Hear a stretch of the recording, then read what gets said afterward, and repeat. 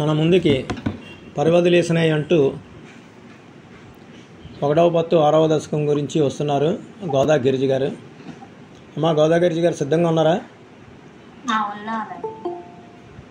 అస్మద్గురుభ్యో నమః.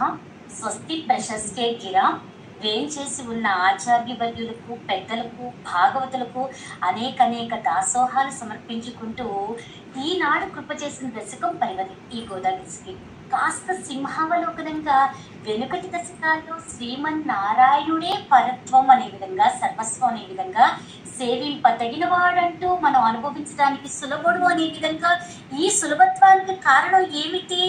ఆయనలో ఉన్న అపరాధ సహత్వమే అనే విధంగా, ఇటువంటి సుశీలుడైన స్వామి ఎంతటి అయోగ్యులైన వాళ్ళని కూడా దగ్గరికి తీసుకుంటాడనే విధంగా సాయించారండి. బాగుందండి. మరి ఇన్ని గుణాలు ఉన్న స్వామిని భజించగలుగుతామా అండి? కష్టమే అని చెప్పుకోవాలి. అయ్యో ఎలా అండి? అదిగో అందుకే ఈ దశకంలో స్వామి ఆరాధన చాలా సులభం అనే విషయం తెలియజేస్తున్నారు.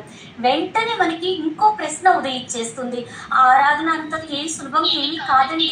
మనమా అల్పము, మన ఆరాధన ఉపకరణాలు కూడా అల్పమే స్వల్పమే కదా. మరి స్వామిని తృప్తి పరచగలుగుతామా అంటే ఆళ్వార్లు తెలియజేసే క్రమాన్ని ఒక్కసారి పరిశీలించుకుందామా? అమ్మా, ఆయన సర్వేశ్వరుడు తల్లి, అవాప్త సమస్త కాముడు.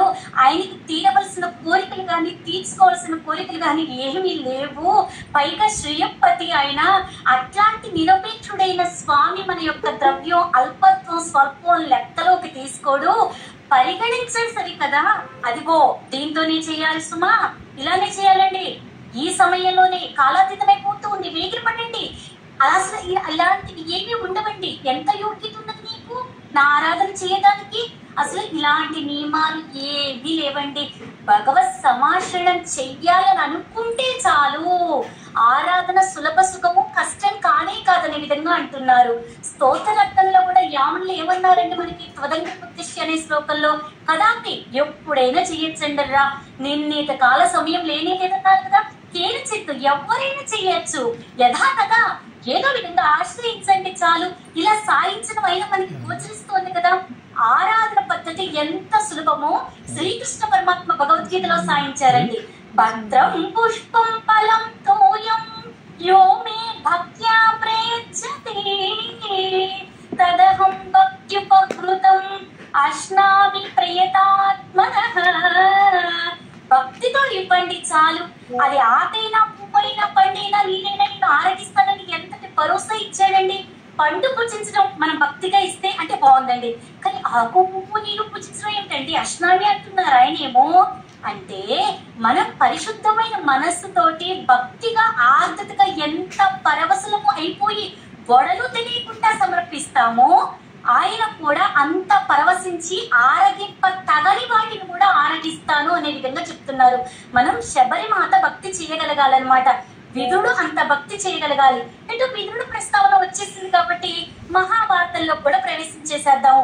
శ్రీకృష్ణ పరమాత్మ కౌరవ సభకి పాండవ దూతగా వేట్ చేస్తున్నారు అనే వర్తమానం వెళ్ళిందండి దుష్ట చతుష్టయానికి.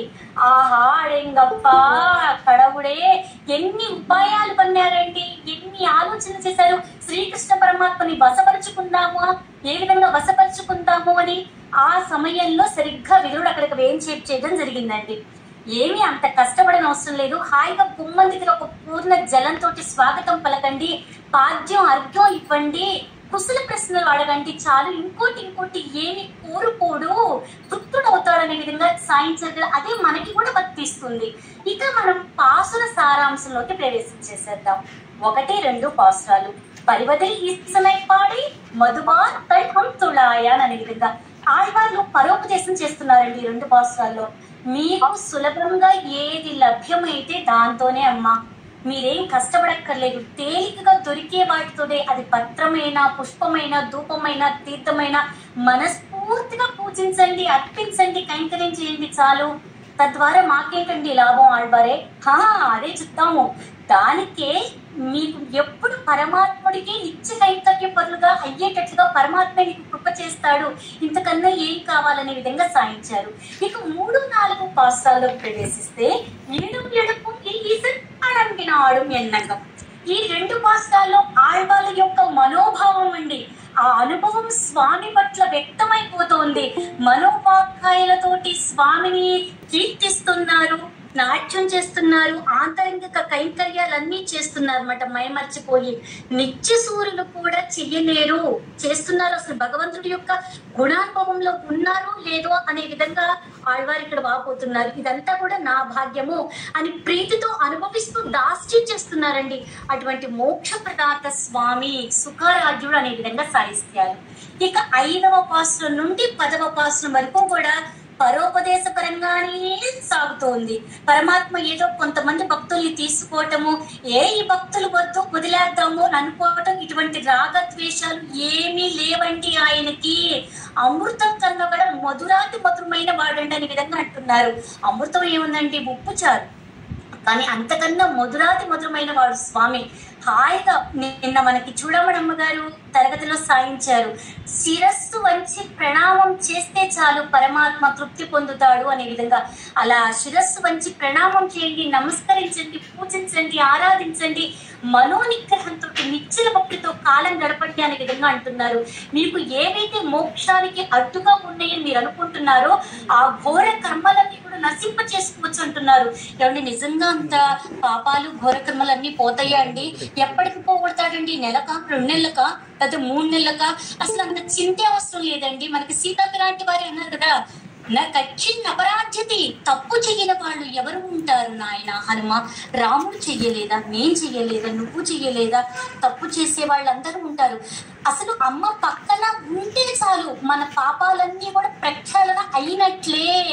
అసలు అమ్మ పక్కన లేని రావణాసునే ఇన్నికి పోయి నాళేవా అని ఎంత జాలి చూపించాడండి యుద్ధంలో మన రాముడు. అలాంటి స్వామి అమ్మ పక్కన ఉంటే ఆ శ్రీయపతి మనల్ని కాచి కాపాడడా అండి. ఆ శ్రీయపతి యొక్క ప్రాప్తి పొందుదాము అనే విధంగా సాయించారు. ఇక ఫలశ్రుతి పాశ్రంలో ప్రవేశించేద్దాం. మాధవన్ పాల్ సెడగోపన్, ఆశ్రితలను ఉపేక్షించడం అనేది స్వామిలో లేదు అనే విధంగా మరొక్కసారి రుజువు చేస్తున్నారండి ఆళ్వారు. ఈ నమ్మాళ్వాళ్ళకు చేసిన ఈ దశకం ఏదైతే ఉన్నదో, చక్కగా మనం ఎవరైతే నిత్యం అభ్యాసం చేసుకుంటూ ఉంటారో వాళ్ళకి దుఃఖము అనేది ఉండదటండి. ప్రకృతి సంబంధం దూరం చేసుకొని భగవంతుని గుణానుభవమే జీవయాత్రగా చేసుకుంటూ ఉంటారు. మనం ఏ విధంగా అయితే కనుక ఒక దివ్యదేశం యాత్రకు వెళ్ళేటప్పుడు దారిభత్యంగా అనేక పలహారాలు, తినుబండారాలు అన్ని చక్కగా సమకూర్చుకొని మూట కట్టుకొని మధ్య మధ్యలో వాటిని తీసుకొని స్వీకరిస్తూ ఆరాధిస్తూ చక్కగా వాటిని తీసుకుంటూ మనం యాత్ర ఎలా చేసొస్తామో, ఈ శరీరము అనే శకటంలో ఆత్మ ప్రయాణిస్తోందండి. గమ్యం చేరేటంత వరకు కూడా, ఆ పరమపద వైకుంఠం సోపానం చేరేటంత వరకు కూడా మనము భగవంతుని యొక్క గుణానుభవమే జీవయాత్రగా చేసుకుంటూ జీవన శైలిగా కాలం గడిపితే ఉత్తమోత్తమైన గొప్ప పుణ్యమే. మనకి భట్రవారు సాయిస్తారండి, మనకు లభ్యమయ్యే ఏ పువ్వైనా సరే స్వామికి అర్పించవచ్చు. కాకపోతే అది సువాసన భరితంగా ఉంటే బాగుంటుంది, తాజాగా ఉంటే బాగుంటుంది అనే విధంగా అంటున్నారు. అది భోగ్యం అనే విధంగా సాయిస్తూ ఉంటే వారి శిష్యులైన నంజియ ఒక ప్రశ్న వేస్తారండి, నా కంటాకారిక పుష్పం దేవాయ వినివేదయత్తు అని స్వామికి అర్పించవద్దు అన్నారు ఈ పుష్పాన్ని. ఇప్పుడేమో ఏమిటండి, ఏ పువ్వైనా సరే పర్వాలేదు సమర్పించండి అంటున్నారు అనే విధంగా ప్రశ్నించారు. నాయనా, ఆ ముళ్ళగోరింట పుష్పాన్ని సమర్పించద్దు అన్నది ఎందుకంటే కారణం, అది పోసేటప్పుడు భక్తులైనా మనకందరికీ మీకందరికీ ఎక్కడ దానికి ముళ్ళు మీకు గుచ్చుకుంటాయో అని ప్రేమతోటి వాత్సల్యంతో మీరు ఎక్కడ క్లేశపడతారో అనే విధంగా వద్దు అని నిషేధించడం జరిగింది నాయన. అంతే, స్వామికి సమర్పించకూడదు అని ఏమీ కాదు నాయన అనే విధంగా సాయించడం జరిగిందండి. విష్ణుమూర్తికి ఇంతకన్నా కూడా ప్రీతిపాత్రమైన ఒక 8 పుష్పాలను ఈనాటి నుంచి సమర్పించుకునే ప్రయత్నం దిశగా మనం ముందుకు నడిస్తే బాగుంటుంది. అహింసా పుష్పం, ఇంద్రియ నిగ్రహం, దయ, క్షమ, జ్ఞానం, తపస్సు, శాంతి, సత్యం, ఇలాంటి 8 రకాల పుష్పాలు ఇక నుంచైనా తప్పకుండా సమర్పించే ప్రయత్నం చేద్దామండి. ఎవరంటే ఆయన పరమ పురుషుడండి, సర్వేశ్వరుడండి, శ్రీయపతి అండి. ఆయన ఆరాధనలో దేశం గాని, కాలం గాని, పరికరాలు గాని, వీడు అధికార వీడు అనధికార, వీడికి ద్రవ్యం ఎక్కువ తక్కువ అల్పమా స్వల్పమా ఇలా ఏ నియమాలు లేనే లేవు. సాంద్రపూరితమైన భక్తి ఒక్కటే ప్రధానము. ఆ శ్రీహరిని ఆశ్రయించడం ఎంతో సులభం అనే విధంగా మనకి ఈ పరిపదిలో సాయించారండి. స్వస్తి. ఎలం కిళియే భాషణం భోగ్యమైనచో అమ్మ శ్రీమతి ఆచార్య చూడమణమ్మ గారు మీ యొక్క హృది భోషాణమాయే. స్వస్తి. జై రామానుజ. ఇటువంటి గొప్ప అవకాశాన్ని కృప చూసిన ఆచార్య ధన్యవాదాలమ్మా. నరేంద్ర స్వామి బాగుంది, చాలా ప్రజెంటేషన్ బాగుంది.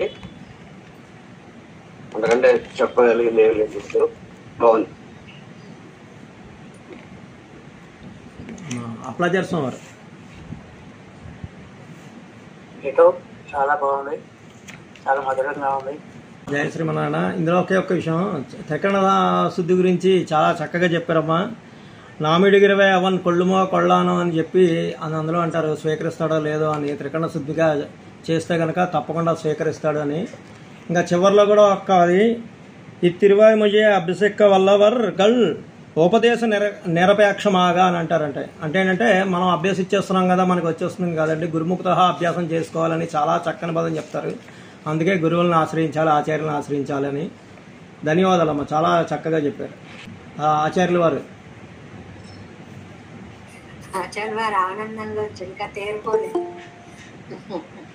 గోదా తల్లి అంత చక్కగా చెప్పింది, అంత మృదు మధురంగా చెప్పింది, అంత విషయాన్ని చక్కగా ప్రతిపాదిస్తూ అది కూడా కాలాన్ని నియమాన్ని పాటిస్తూ బాగుంటుంది. జయ శ్రీమన్నారాయణ. ధన్యవాదాలమ్మా.